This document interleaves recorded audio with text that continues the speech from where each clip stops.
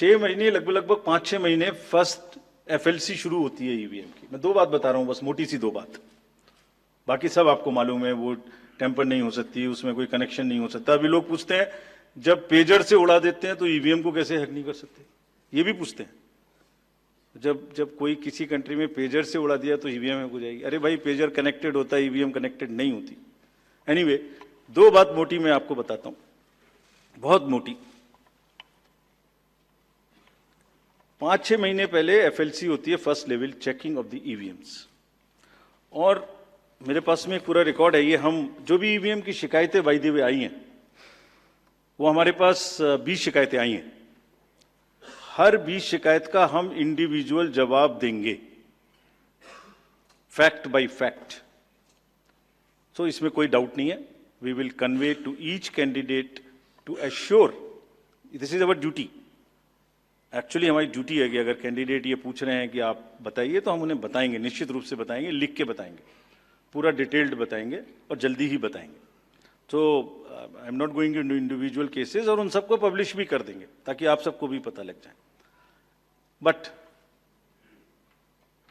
First level checking, randomisation, second randomisation, storage में रखना, storage से बाहर निकालना, कमीशनिंग करना, कमीशनिंग के बाद वापिस स्टोरेज में रखना, फिर उसको पोलिंग डिस्पर्सल के दिन ले जाना, फिर उसको बूथ पे पहुंचाना, बूथ पे पूरा दिन वोटिंग कराना, फिर सील करना, फिर वापस स्टोरेज में रखना, फिर काउंटिंग के दिन निकालना, फिर पूरे दिन दिखाना। इसमें हर समय पर पॉलिटिकल पार्टी या उस कैंडिडेट या उसका एजेंट मौजूद रहते हैं। जब मशीन में कमीशनिंग होती है, उस दिन उसमें बैटरी डाली जाती है। पहले आया था, पहले और बहुत सारी चीजें आई थी कि वो हैक हो सकती है, उसका वोट इधर डाला तो इधर जा सकता है, कुछ हो सकता है। ये पहली बार आया। अब हम ये भी सोच रहे हैं कि इससे अगला क्या आएगा, हम नहीं समझ पा रहे इससे अगला क्या आएगा, बट लगता है अगला भी कुछ आएगा, रुकेगा नहीं। मतलब कितनी बार। एनीवे, कमीशनिंग बहुत जरूरी है समझना। वोटिंग से करीब 5 या 6 दिन पहले कमीशनिंग होती है। 5-6 दिन पहले उस दिन मशीन में सिंबल पड़ते हैं। तो अब मशीन में अभी तक नई बैटरी उस दिन एक डाली जाती है, और सील करके उस बैटरी पे भी कैंडिडेट के एजेंट्स के दस्तखत होते हैं। छोड़िए, मशीन पे तो होंगे ही होंगे, हमें भी नहीं पता, हमने भी पता नहीं कब बनाया था ये नियम, हमारे काम आ रहा है अभी कि वो बैटरी पर भी एजेंट के दस्तखत होंगे।